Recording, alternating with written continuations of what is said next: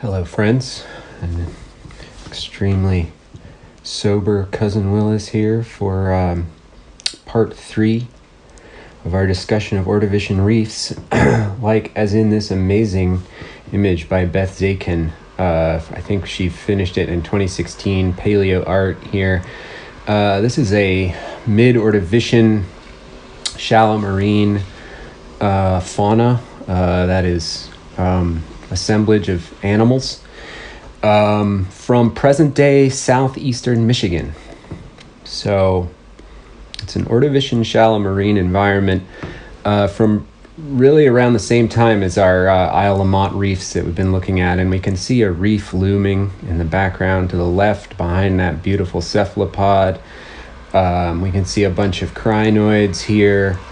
And the theme is all the calcareous animals, and you have to imagine the invisible microorganisms as well that are producing the sediment that you see accumulating at the bottom of the image.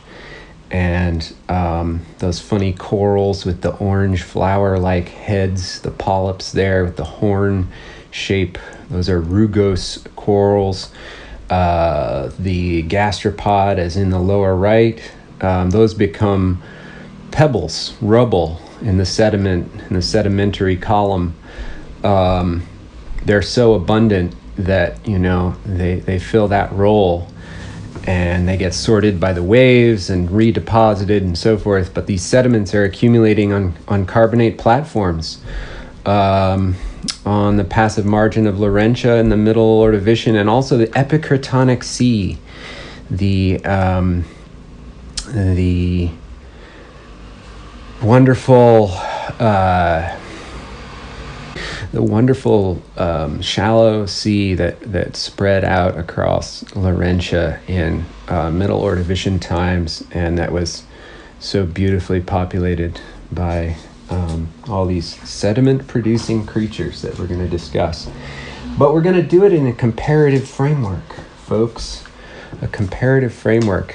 And on the other hand, we're going to have in mind the wonderful late Triassic, early Jurassic Rift Valley,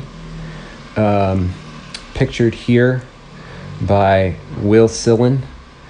And this is a very famous image.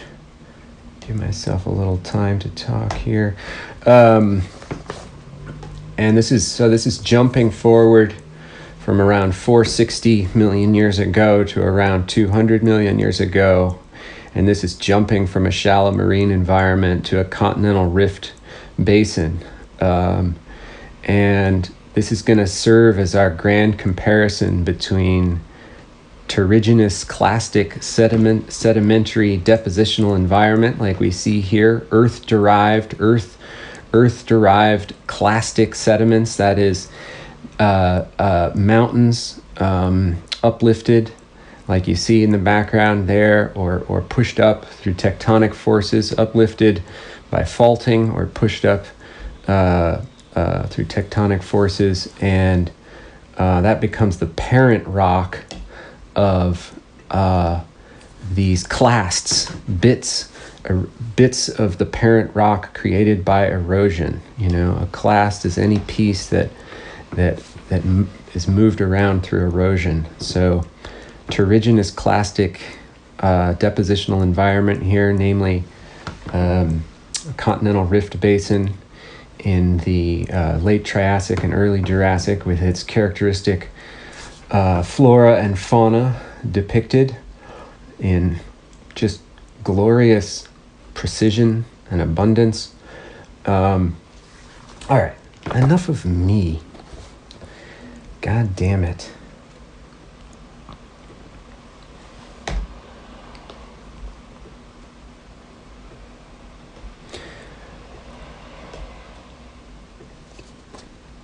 The sediments are born, not made. This deceptively simple phrase encapsulates the main theme of carbonate sedimentation.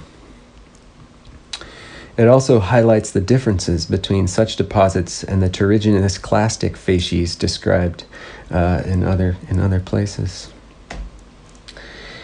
such as the Mesozoic Rift Basin we just are looking at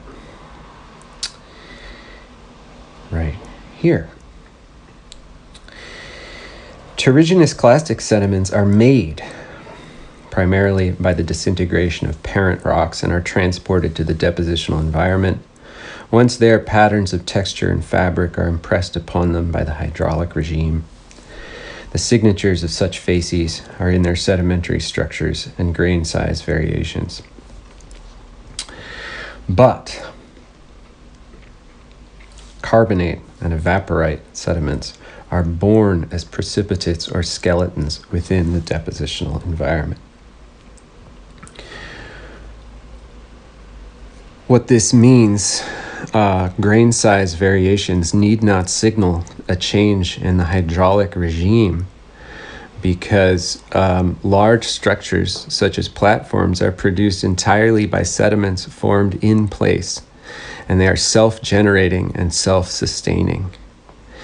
This creates a temporal and a spatial style of accumulation that depends upon the nature of the sediments themselves. So we don't have this whole question of transportation that we have in the terrigenous clastic realm. So fulsomely represented here by our wonderful perennial lakes, alluvial fans in the background, steep mountain slopes, and shallow lake margins with, meandering rivers, meandering streams producing, mud flats, ripples, organic matter, impressions, various tracks, and so forth. That's our terrigenous clastic setting, represented so beautifully there by Will Sillen. But no, carbonate and evaporate sediments are born as opposed to made. They're born in the womb of the carbonate platform, in the womb of what geologists call the carbonate factory, and what I like to call the womb of the carbonate factory. And let's listen in. The carbonate factory is the shallow illuminated seafloor. Particles of all grain sizes are born here, either crystallizing as skeletons or precipitating directly out of seawater. Sediments remain in place, forming widespread deposits or reefs and mounds. Much of the abundant fine fraction of sediments is resuspended periodically by, a big storm, say, and piles up as muddy paratidal flats ringing the tidal zone against highs on the platform and along the shoreline. Fine sediment is also swept seaward, where together with sediment gravity flows, which is, in other words, landslides, originating at the margin, it accumulates on the slope and on adjacent basin margins. So it is this womb-like factory that is at the core of carbonate deposition, a womb-like factory. All carbonate facies and carbonate stratigraphy depend on the health of this production unit. And yeah, it's something between a womb and a factory, Unlike a womb, it's open, not enclosed, It can, it's controlled by all these external factors, in a more mechanistic factory-like sense. And looked at in the perspective of millions of years, in geologic time, the womb-like impression that we get looking at this Bethzaken image really appears in a more factory-like mechanistic context, because we get these sediments piled up where they can be sort of compared to each other. And the living part is a kind of phloem to the xylem of the sediments underneath the reef or the mound, or just the shallow illuminated sea floor, right, where the abundant fine fraction of sediments that's resuspended by a storm is then stirred around and deposited in a beautiful, peaceful manner on the rimmed platform, the unrimmed platform, the continental shelf, and so forth and so on. God, this is fucking intoxicating stuff.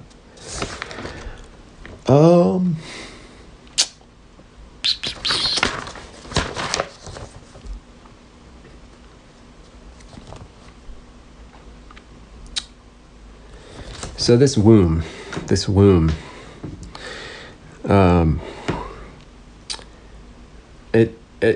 one thing that justifies such a metaphor would be the delicate window, the delicate collection of factors that must exist for life to flourish so abundantly that it builds up as rock, right? Because that is what is happening, you know. So in the Rift Basin, life is flourishing across these surfaces, and in the aquatic places and in, you know, where water meets land, life is flourishing. We have bioturbated sediments that are filled with burrows and roots and so forth.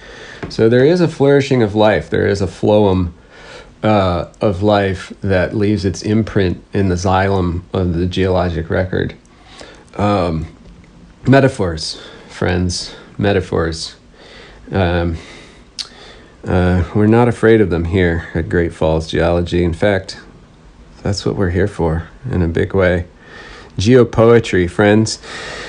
Oh, the womb, the factory-like womb of the carbonate platform.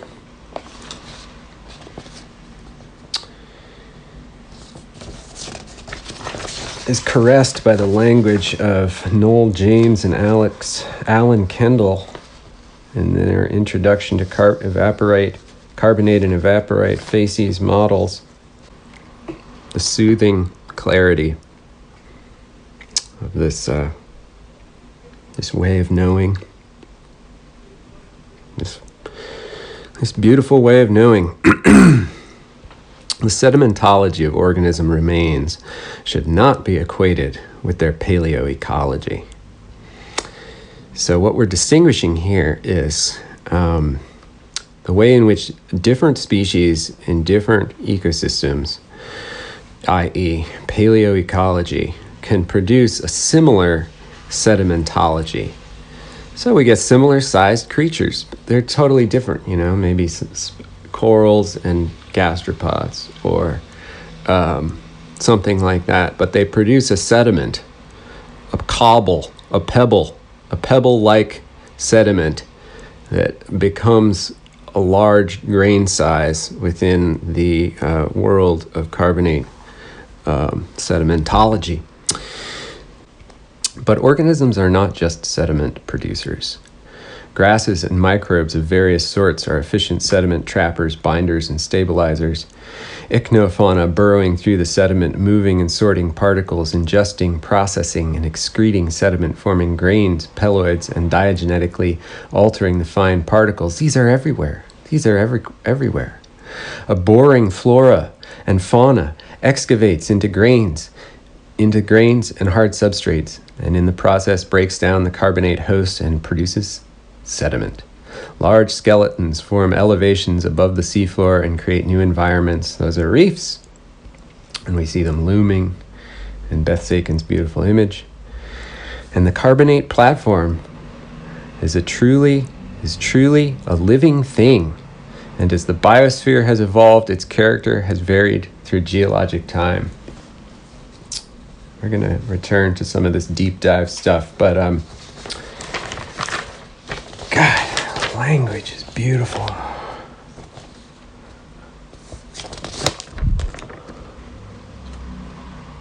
these organisms. I'm just so fucking fascinated by organisms. The womb-like factory, the womb-like carbonate factory, that is the shallow illuminated sea floor.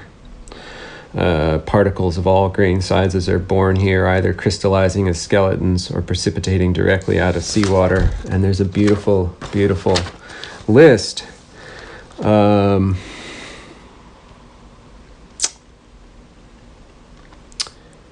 List of those precipitates.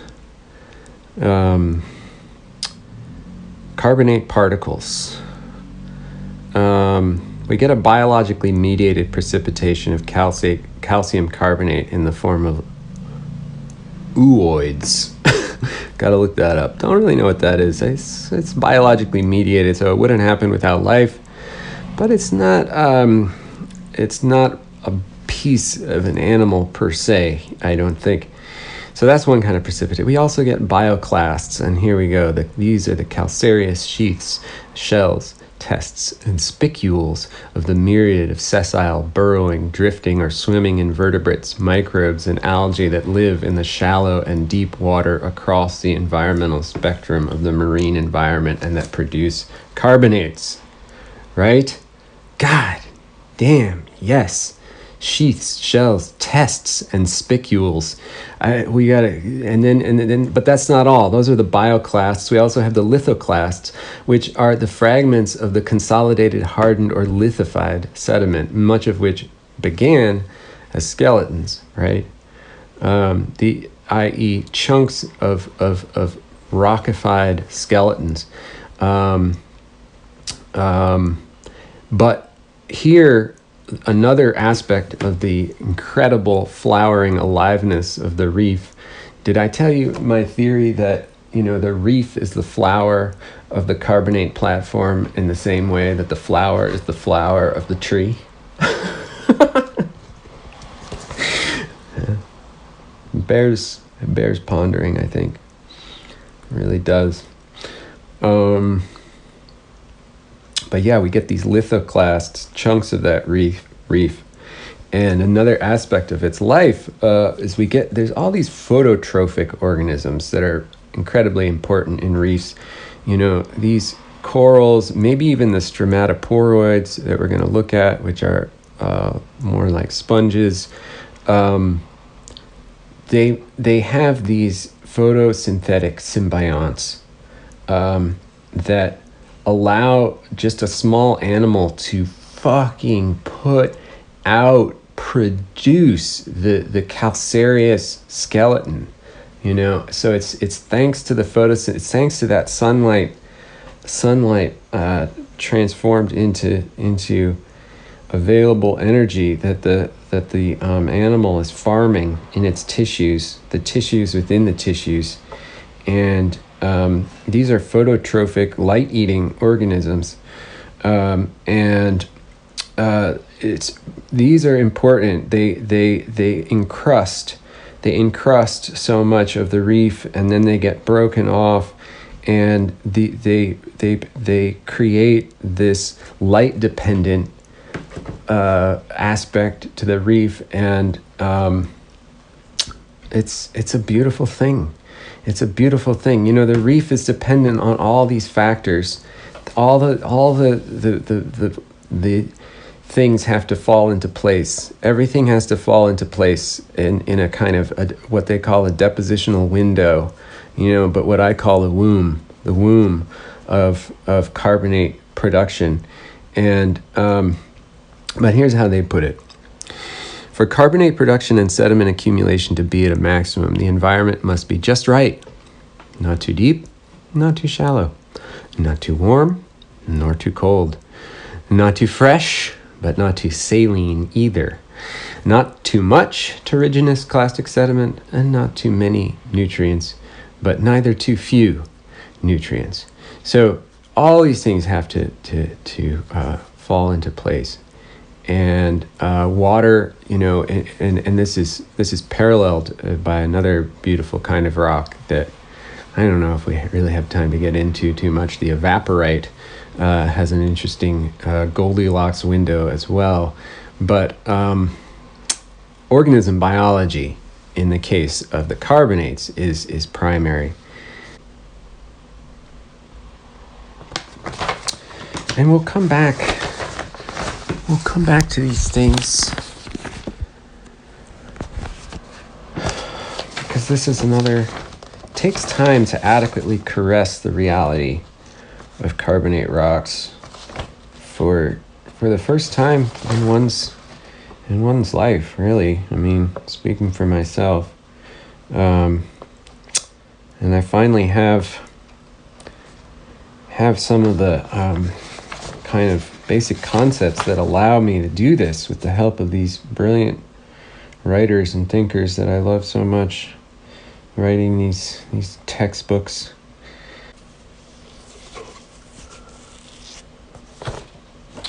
All right, so to deepen our appreciation for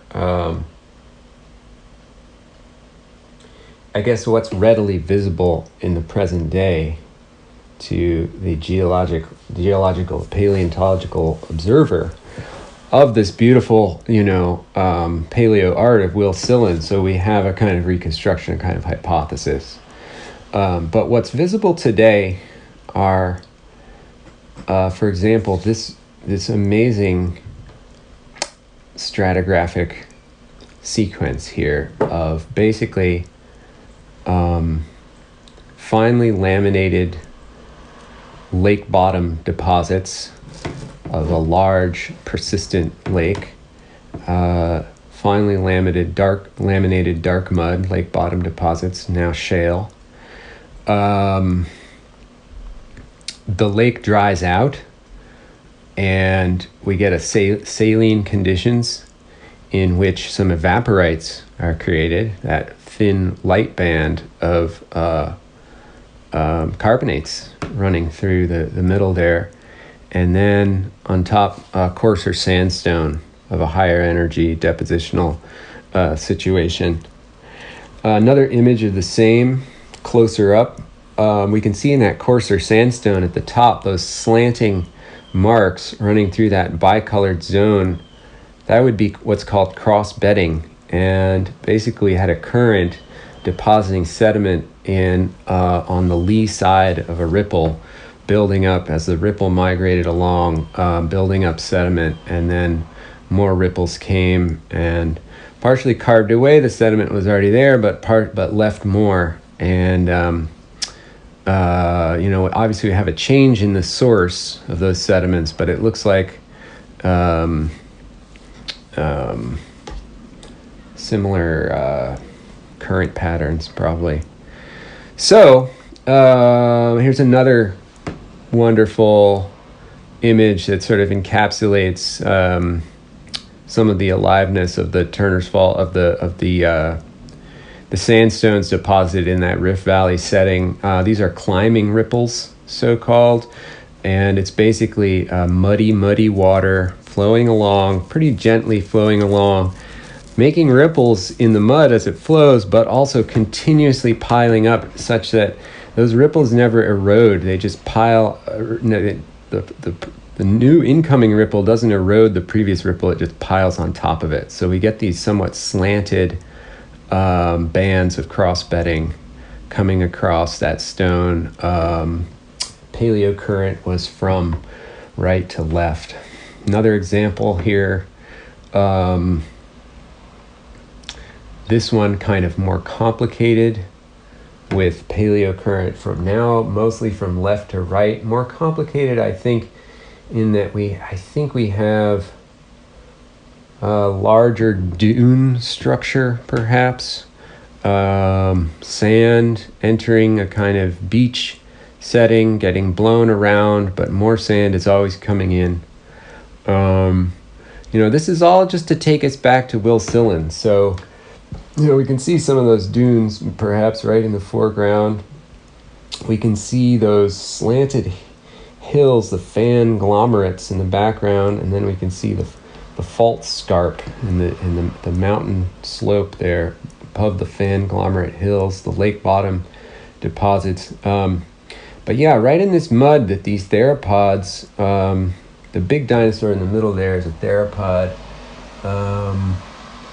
Should have feathers. It shouldn't be brown. It should be, red and yellow and blue. No, I don't know. It should be bird bright. But it's okay. It's okay. It's a good reproduction. The croc looks a little weird. But anyway, underneath the mud of those creatures, and the toes are squeezing into this mud that's been burrowed and bioturbated, as we see here. Beautiful cross-section of these burrows. I don't know, some of them might be small crawdads, crayfish type creatures, perhaps creating little burrows in the mud. Arthropod burrows. This is just to give us an idea of the sorts of rocks that ultimately provide the basis for Will Sillin's beautiful paleo art reconstruction, via all this geologic literature. Ripple marks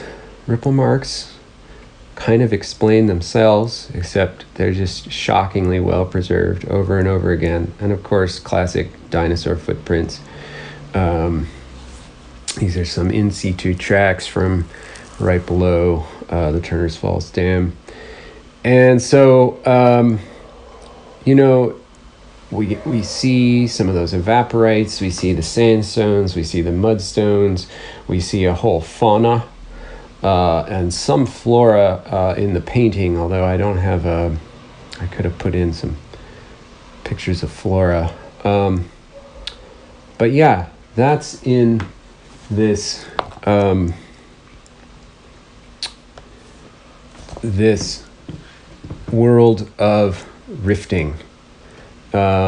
And yeah, so this is a little bit of this is a review, a synthesis, and we're going to look again at some reconstruction, some cross sections, kind of cartoons, models of rifting processes, and some paleogeography. God, finally I found this image, a kind of hypothesis for what the rifting looks like right around in our general area, Georges Bank, Baltimore Canyon Trough. This is our general area of the Appalachians, and our little Rift Valley, if we look at the lower left in this image, our little Rift Valley, go down to the lower left. So what we have here is just two different latitudes, cross sections across the Appalachian mountain chain, east to west, kind of, going from late Alleghenian to proto-oceanic times, that is proto-Atlantic Ocean times, the beginning of the Atlantic Ocean. And yeah, during this process, our little Rift Valley it's little up where I am in the Deerfield Basin, but it's pretty deep and broad and huge and through Connecticut. But this cross section here underneath Baltimore Canyon Trough. So this is the same cross section at a series of different times, from early to late, right? So we still have compression and collision and the creation of the Appalachian Mountains at the top there, but then down at the bottom we have proto-oceanic crust accreting, and we have this little yellow triangle over on the left of that lower left cartoon next to that red line. The red line is a extension fault, and so is or I don't know what the red line is actually. Intrusions. Oh no. So yeah, that's volcanism popping up there, but the Rift Basin is also visible. That little yellow triangle there. So that's our tectonic setting for this Rift Basin that we've just been looking at, and here's the paleogeography. A beautiful image. from 2014, and we see, you know, where the continents are as that rifting is taking place and that rift valley is forming. The center of the image, the number 2, at number 2 in the dark circle is the Connecticut Valley, the Connecticut Basin, rather. That's what it's called, the Connecticut Basin of Connecticut and Massachusetts, or the Hartford Basin. I'm sorry, that's what they call it, the Hartford Basin. And that's number 2. And but yeah, so that serves to give us a picture. That's a quick picture of, you know, this whole world in which sediments are made, right? They're transported, they're created through continental collision and then transported and emplaced in this rift valley. And this exemplifies, you know, all these clastic sediments, these terrigenous clastic sediments. I mean, there's many other depositional environments besides rift valleys, but this is just standing in for the overall thing.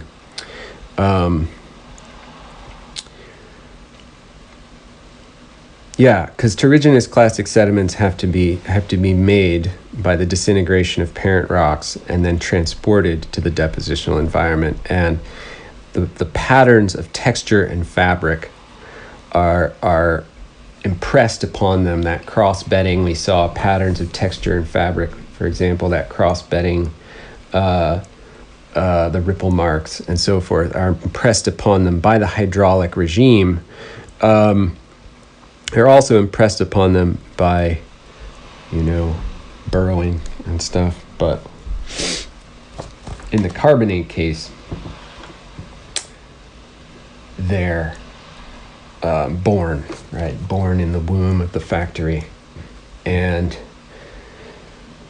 here's I'm not going to read this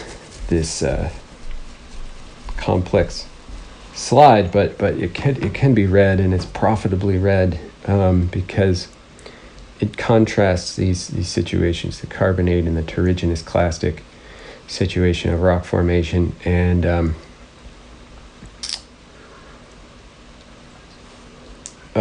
we'll be returning to that. But now, so with everything I just worked through in mind, the Mesozoic basin, we come back, let's move back to, you know, our old friend here, the paleogeography of, in this case, the late Ordovician, but you can imagine the earlier Middle Ordovician, and the early Ordovician. But here we have the epicontinental seas and the Foreland Basin kind of areas over on the right there.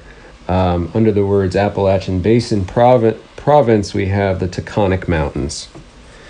And they're getting pushed up as North America and Baltica, or Laurentia and Baltica, collide.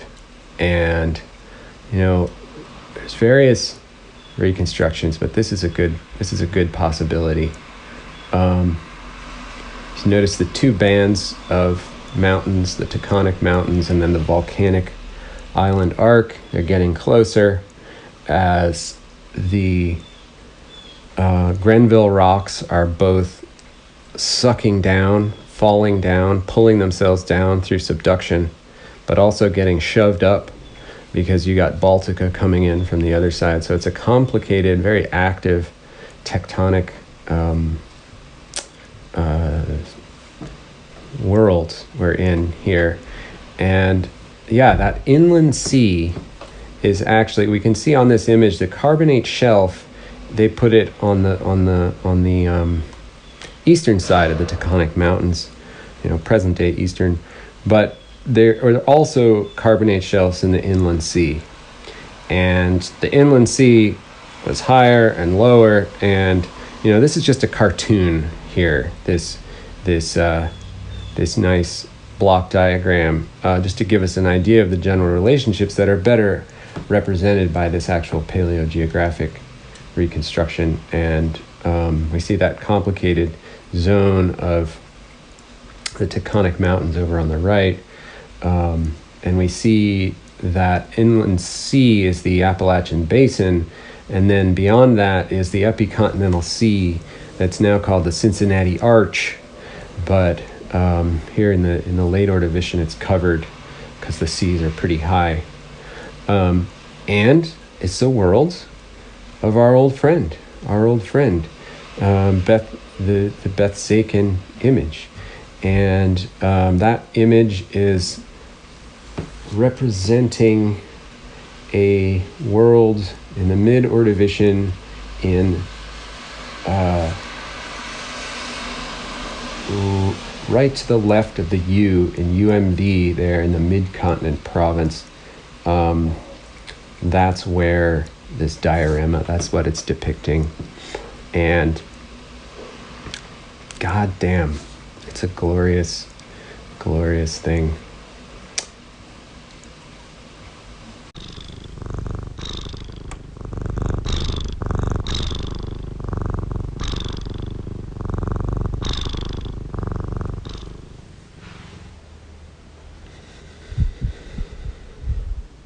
We love it. We love these rocks. We love these rocks when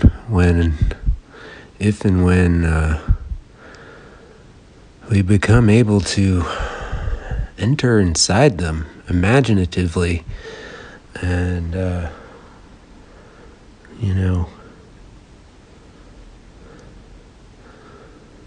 view them as, from within their own navel, as it were, from the perspective of their own birth. And it's not easy, but I'm going to try to give it a shot, see what happens, and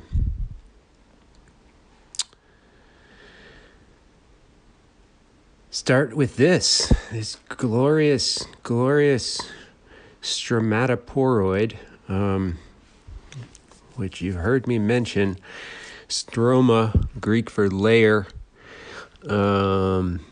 named before anyone understood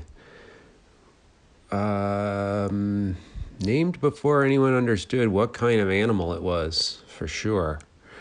Because it's so massive, it's so big, it's so robust that people thought, well, it has to be a cnidarian. I think that's how you pronounce it. That is, it has to be in the whole clade of animals, including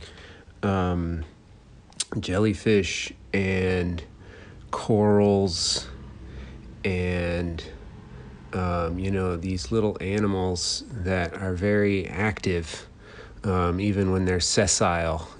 Jellyfish, of course, are not sessile, but corals are, and they're related, right? The little animal inside the massive coral is related to that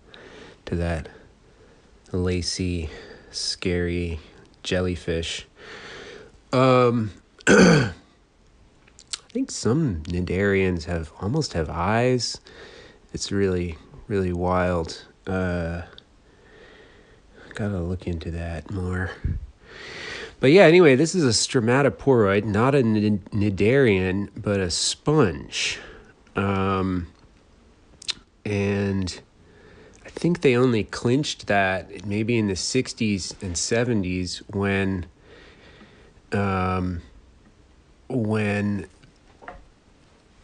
modern sponges were found. Stromatoporoids have gone extinct, and actually the whole group that they were a part of has gone extinct. But the analogy with other sponges more closely related to them seems to be very profound. And here's a sponge, a modern sponge.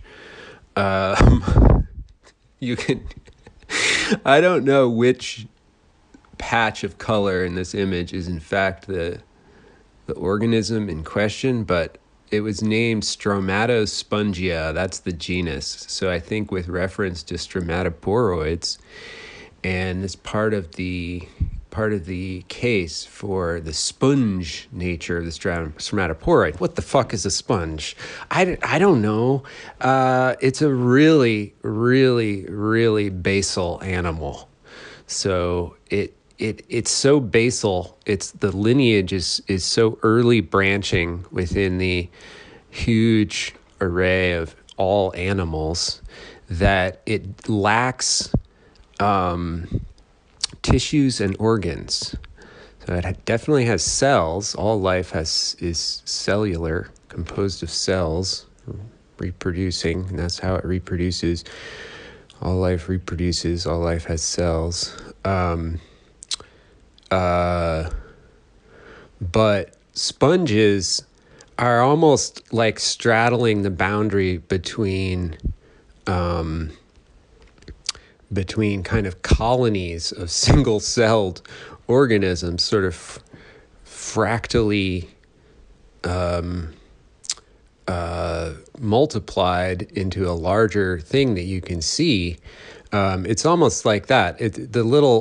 No tissues, no organs, right? So just different kinds of cells.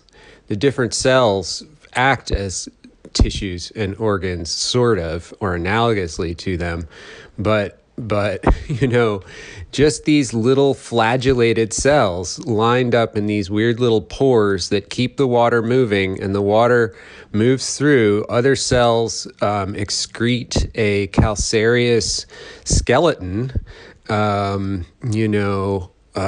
underneath, for example, so they encrust upward. And still other cells, remove microorganisms and organic matter, I guess, from the water. And that's what they eat, and they grow in different shapes and different sizes. But sponges, all this stuff is just blowing my mind. So, yeah, if we go back to this picture, this cross section of the stromatoporoid, this is huge. This is like 3 feet high, like 3.5 feet wide or so. It's at the Fisk quarry there on Isle-La-Motte. It's very famous. You can see pictures of it online, I think on the Wikipedia page, maybe for the Fisk quarry or something like that. But it's this sponge, and it's this really special sponge in the history of all life because it's the first reef-forming animal. There were reef-forming organisms before this, actually, but this is the first time it's an animal. So that's a big fucking deal. And this is also the first time, that this is also during what they call the Great Ordovician Biodiversification Event, BODE, BODE,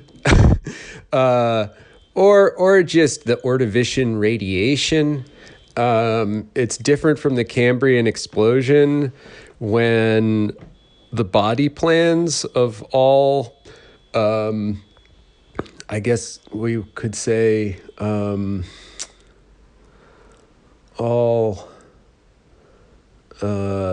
pretty much all life, pretty much all like non-plant life, the body plans of that were evolved in the Cambrian within like fucking 25 million years. It's just insane how fast that happened. Utterly insane.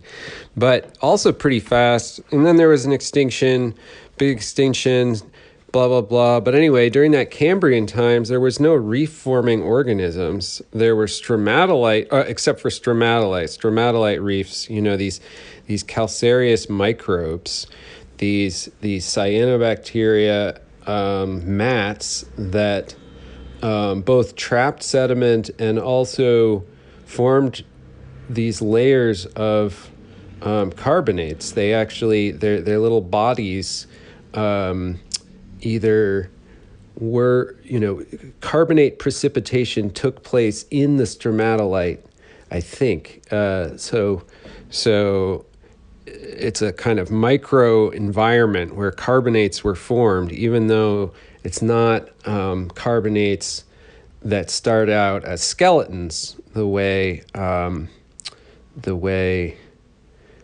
most carbonates do. This is this earlier phase of reef building stromatolites. Carbonate was part of it, but they're not animals, right? They're these microbial mats, and that's a stromatolite, and this is an animal. It looks remarkably like a stromatolite in cross section, but when you polish it, you can see these little pillars, they call them. Here's a picture of that. Pillars, and the laminae are the layers, the stroma, but the pillars are the little, they're distinctive of the stromatoporoid, the way it grew, this very robust carbonate skeleton.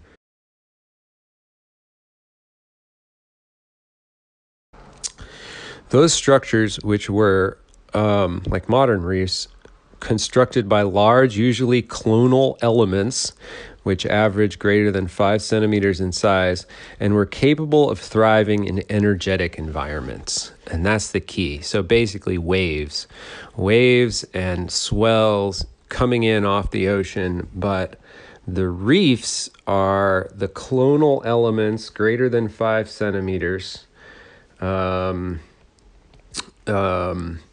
that are capable of thriving in energetic environments, growing up into above the wave base, basically.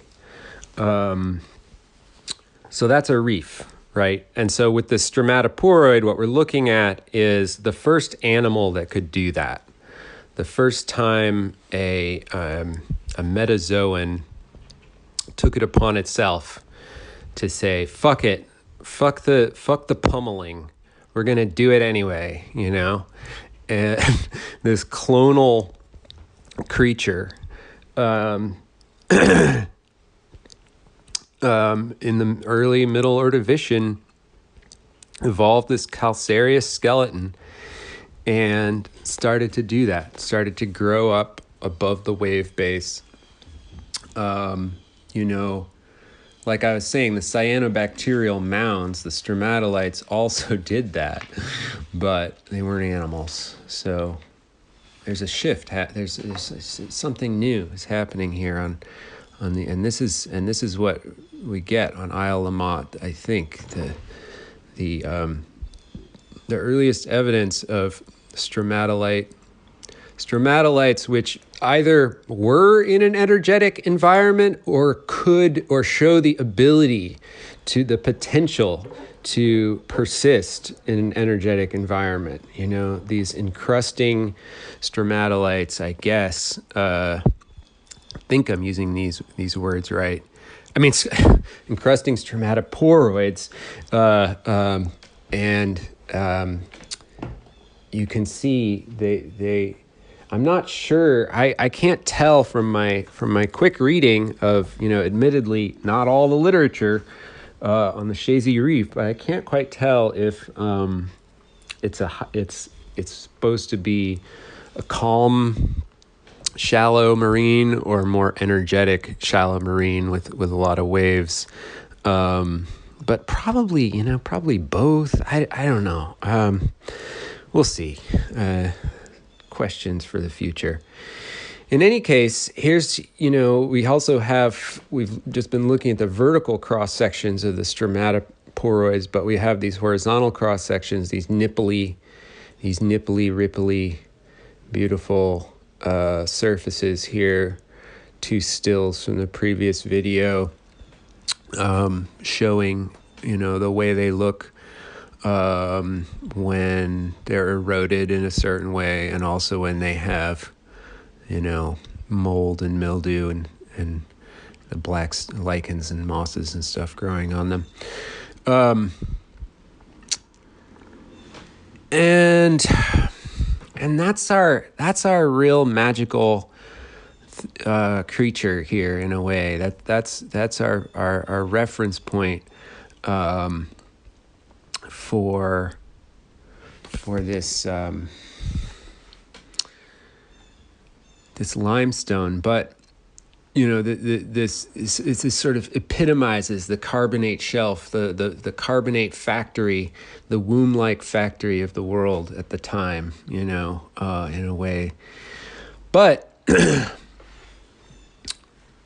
in the back of our minds, we should keep in mind this sort of picture of carbonates as more anonymous. This is not a reef, right? This is not too far away in time or space. This is on South Hero road cut there, and it's got a handy sign. Some friendly geologists, this gray material, it weathers in this gray way, but that's mostly skeletons, right? Mostly skeletons, reworked, eroded, turned into mud, perhaps by all the turned into a fine mud by all the rasping and burrowing that happens in the reef. For example, these emergent reefs nearby, maybe, and then that mud sort of redistributed. Maybe this is a deeper water zone of the shelf, and that mud is pushed down from the more horizontal shelf area. There's different ways of picturing shelves, or carbonate platforms can take different, and that is the structures in which carbonates build up, the typical structures of carbonates. They can take these have these three broad geometries: ramp, shelf, and bank, right? And their gaps between we'd call basins. So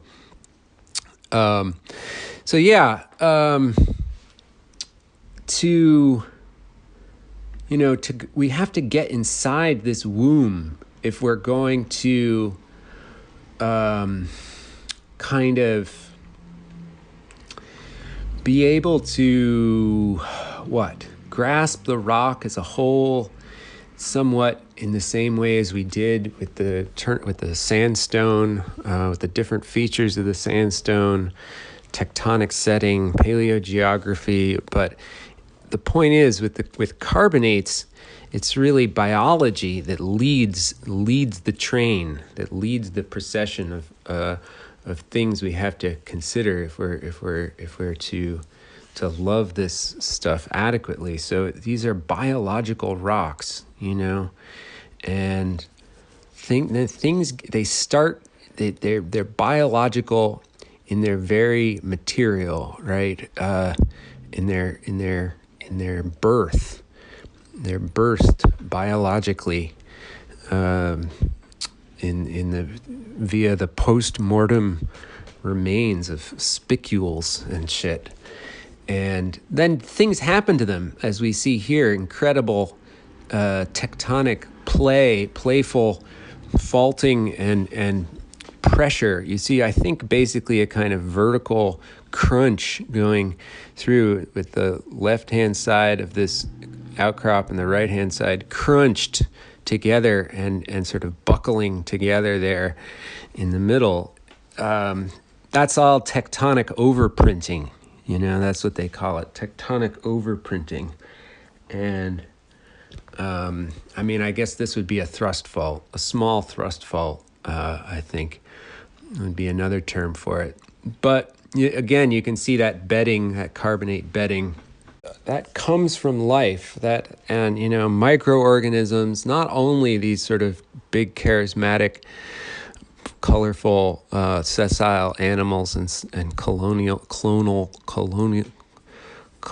colony living small and calcareous animals, comes from microorganisms and stuff as well. But yeah, you know, the anonymity of, don't be fooled by the anonymity of carbonates, because I think this, you know, it all comes from things like this bryozoan, for example, here, this moss animal, like corals, colonies of little guys that all, you know, band together, and somehow they're filter feeding, they're moving the water through, they're encrusting our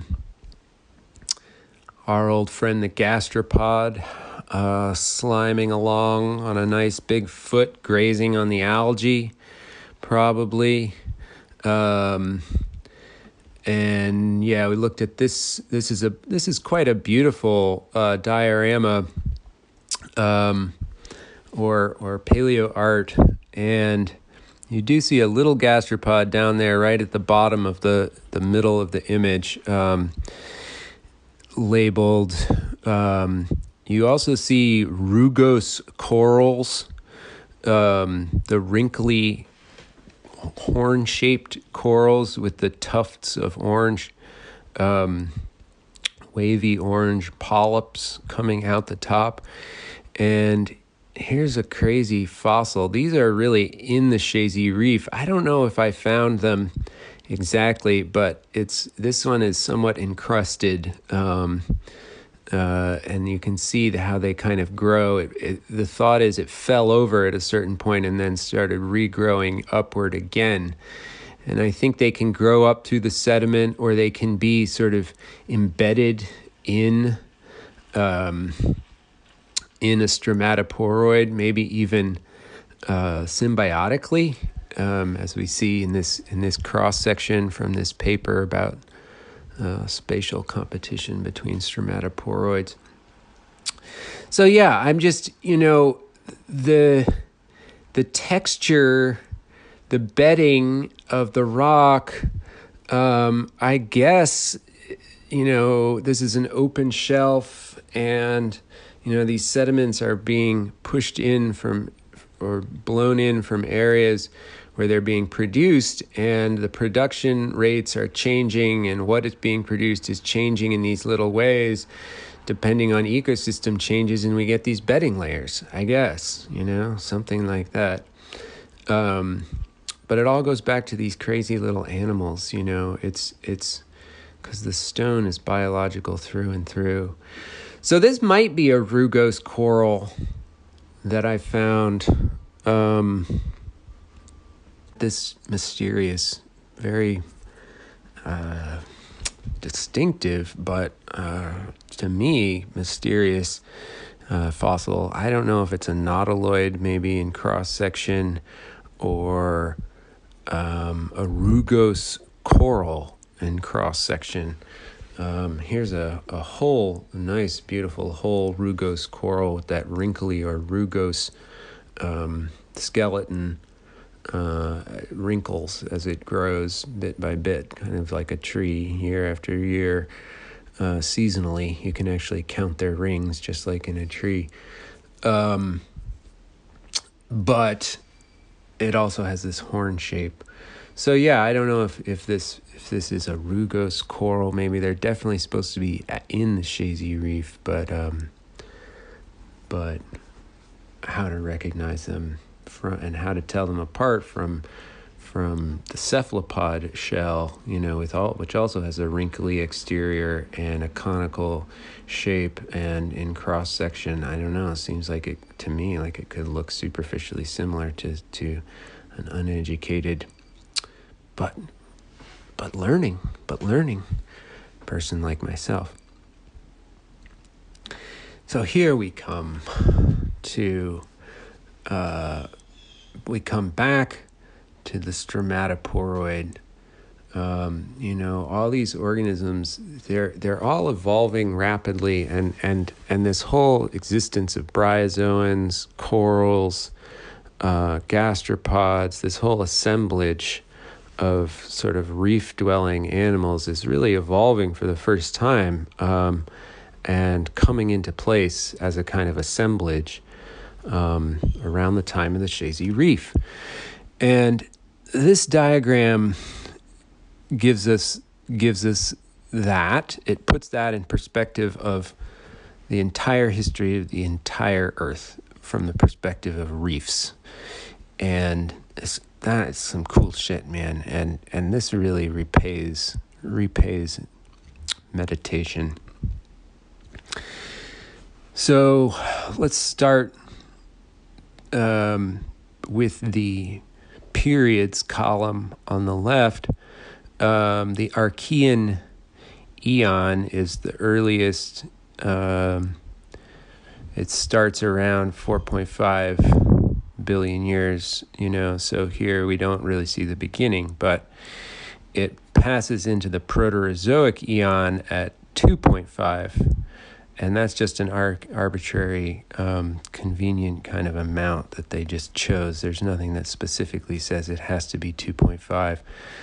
But yeah, the Proterozoic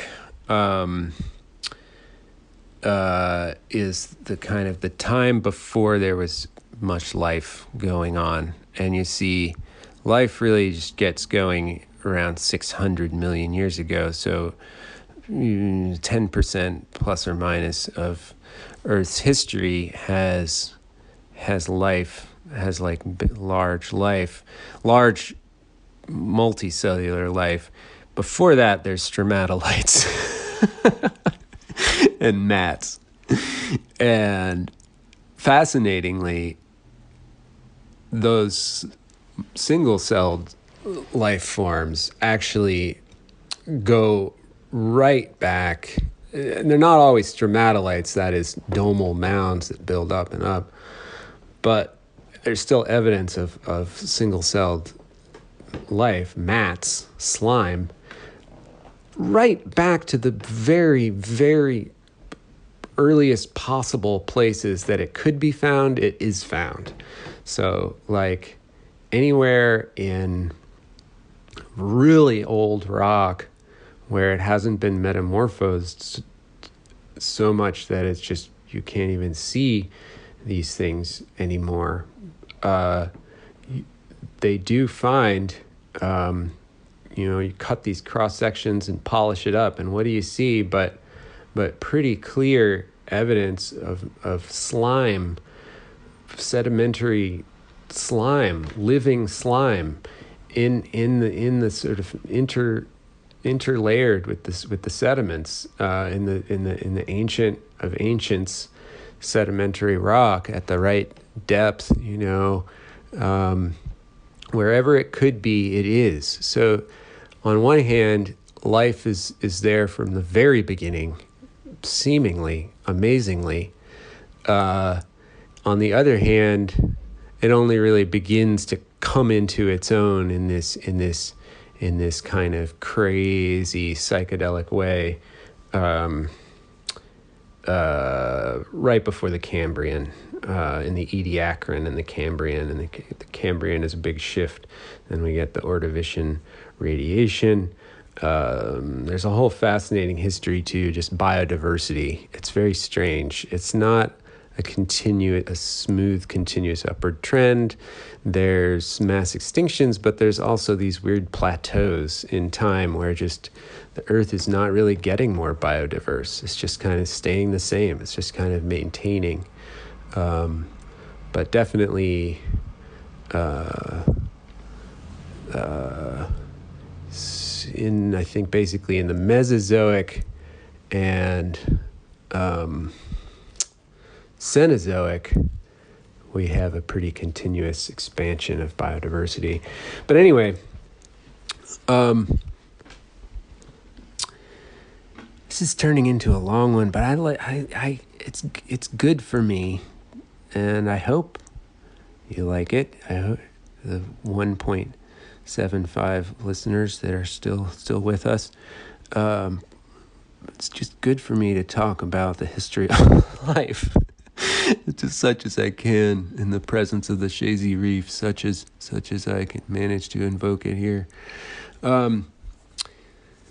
So yeah, we have all of time there on the left. That little jagged thing right above Proterozoic and below Cambrian, that's that's when we switch scales, right? So it's not to scale, but we get all of time there, really, all of time, and then we have buildups. And this is a fascinating diagram, because it's a biological question. It depends on evolution and mass extinction and the interplay, whether or not there are reefs. Mounds are with us always, because in the same sense that carbonate rocks are with us always, because there's life in the oceans, right? And because that life, it suffers extinctions, to be sure, but it goes on. It goes on. And mounds are, these piles of sediment. They might be mostly sediment, not organic, but they would never have happened without organic mediation. So these biogenic mounds they're talking about, that can be formed by stromatolites. We see in some eras stromatolites and calcimicrobes, I don't know what thrombolites are, do form reefs. That is, they push up into energetic environments, resisting the erosive action of waves. And in some eras they don't, and I'm not quite sure why that would be, but it appears to be the case.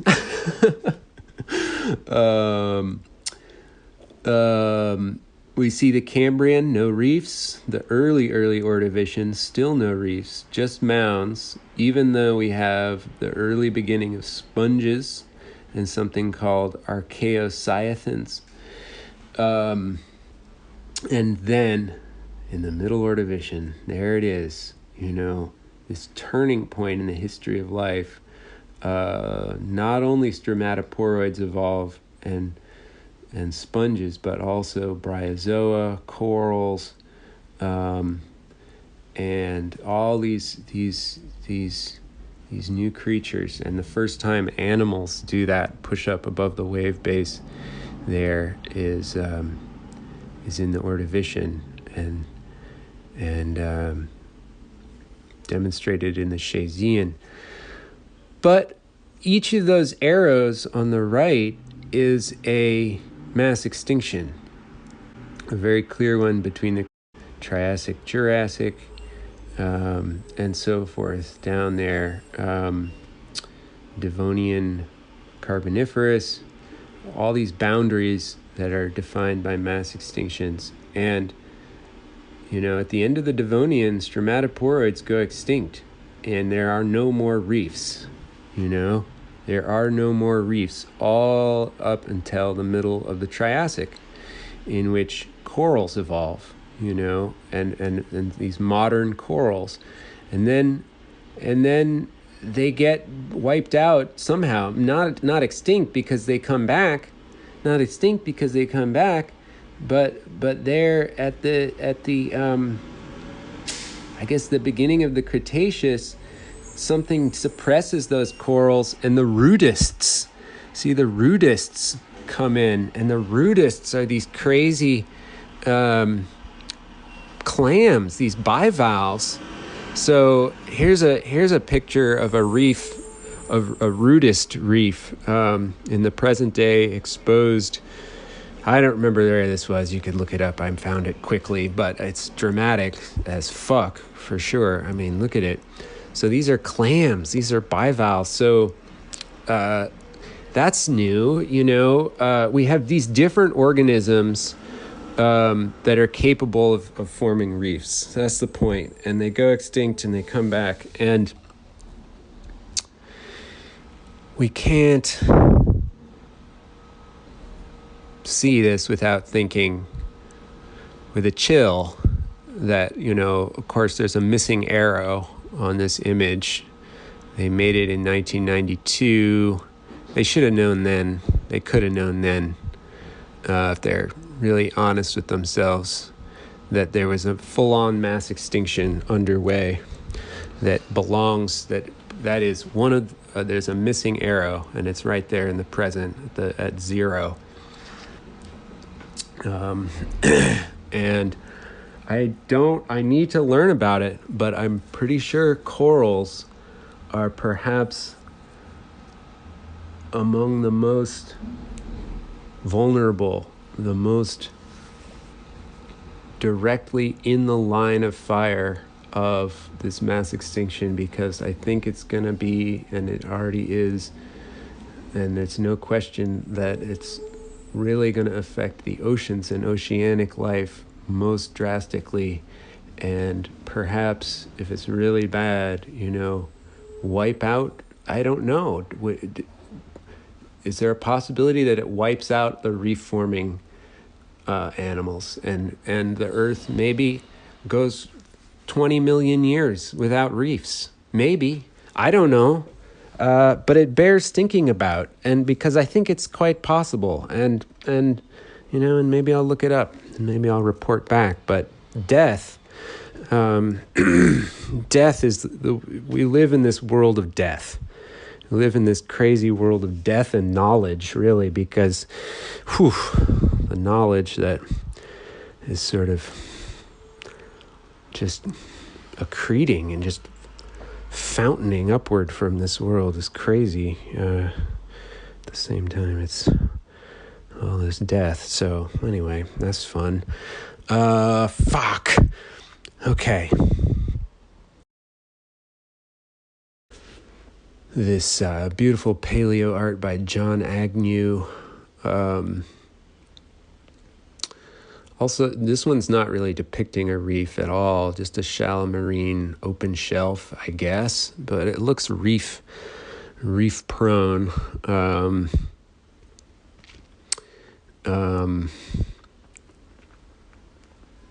Another thing about life. You look at this picture, there's all these labels, right? Or you could look at the unlabeled version. Let's look at the unlabeled version. Any vertebrates? Do we see a vertebrate in this picture? Moi, je pense que non. I don't think so. We see a whole fuck ton of invertebrates. We see sponges, bryozoans, here, ramus bryozoa, rugose corals, colonial corals, sponges in the form of that bulbous thing there between the labels of the gastropod and the rugose coral. That might be a bulbous stromatoporoid, but actually the caption of this image left it out if it is that. It was not specified as depicted in this image, whether that was a stromatoporoid or not, which seems like an oversight to me because these are the reef building animals of their time, and it's hard to find paleo art that seems interested in them at all, really. They're minor players both in the Beth Zakin image and in this John Agnew image, and it's hard to find good paleo art in general. It's surprisingly hard. You'd think people would be more excited about it, and some people seem to be devoted to it and brilliant at it, but I don't know. It's also kind of weirdly marginal. But anyway, no vertebrates. No vertebrates. And when you think about it, vertebrates are not going to be making limestones. So the kinds of life that births this stone, the phloem of which this is the xylem, is not vertebrate life. You'll get fossils for sure, but it's this pre-vertebrate life. I mean, the vertebrates are they do in fact exist 450 million years ago. There are little chordates, but they're not even attempted to be depicted in these pictures, because I think they would just be a little tiny pre-fish thing, or maybe like a little jawless fish, like a little small thing that looked kind of like a lamprey, just flitting through the water column. Or maybe there would be flocks of them and the cephalopods would just be chasing them along. I mean, they could maybe have that, but here the cephalopods are usually going after trilobites in these pictures, it seems. But yeah, the cephalopod, that's the apex predator. That's the megafauna.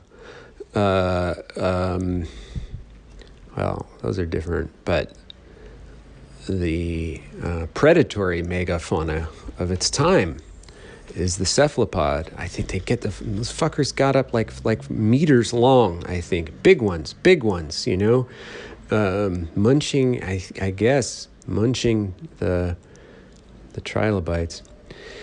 But they're basically glorified snails that have evolved the ability, these weird chambers. I think that's how it happens. So their shells get evolve these weird chambers, and that gives them buoyancy. So they have this ability to rise from the floor, and they no longer graze, and their prehensile foot, the moment it starts developing tentacles, those become very adaptive because it allows the foot to do something. It allows it to manipulate its world. It's very important. And that's basically a kind of hand that then the creature evolves over millions of years. This crazy, intense intelligence, as good as many a vertebrate, like a dog.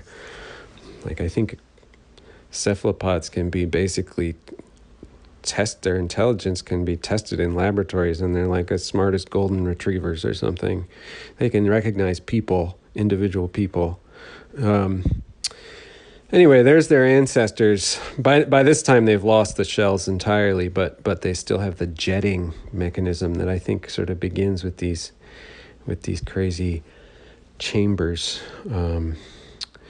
So that's the apex. That's the predatory megafauna of this time. No vertebrates, no fishes. When the fishes come, they change a lot, because they got and especially jawed fishes, I think, because then you need a real shell, then you need defense. And I think the cephalopods kind of have to make way for the jawed fishes. So yeah, no vertebrates. Here's a picture of a different faunal assemblage, but from the same time, Middle Ordovician. And I'm always trying to branch out and contextualize. So this helps contextualize the faunal assemblage that we've been looking at in the Zakin and Agnew dioramas, or paleo art. Big ocean between it and Laurentia, where the Chazy sediments are. But anyway, it's a set of creatures that sort of helps to round out our picture. And here I think there is a chordate, a vertebrate, an animal with a backbone, right at the center of the image, this little pink sluggy thing, I think below that crazy anomalocaris with the crazy elephant maw proboscis swimming through the water column, and that would be a kind of larger predator of this environment. So yeah, not too sure about that, if that even is, but I think it would look sort of like that, the chordate. The Wikipedia page for the Ordovician about chordates. It was long thought that the first true vertebrates, fish, namely fish, appeared in the ordovician, jawless fish, I would add, appeared in the ordovician, but recent discoveries in China reveal that they probably originated in the early Cambrian. So the body plan has been there, but the first jawed fish may have appeared in the late ordovician. Yeah, so no jaws on any fish during the time of the Chazy Reef, but there is the vertebrate body plan flitting around this world somewhere, but just marginal. Maybe they might be like schools of little creatures that then get chased around and gobbled up by the invertebrates of various kinds. I need to learn. I would love to learn about that. I will learn about that, but I don't know. So it's this amazing moment in the history of life, and if we come back to our generalized stratigraphic section of the Chazean limestones, showing reef types from picture 1964. Maybe this is a kind of a good place to end. So many of these organisms I haven't seen fossils of to know them.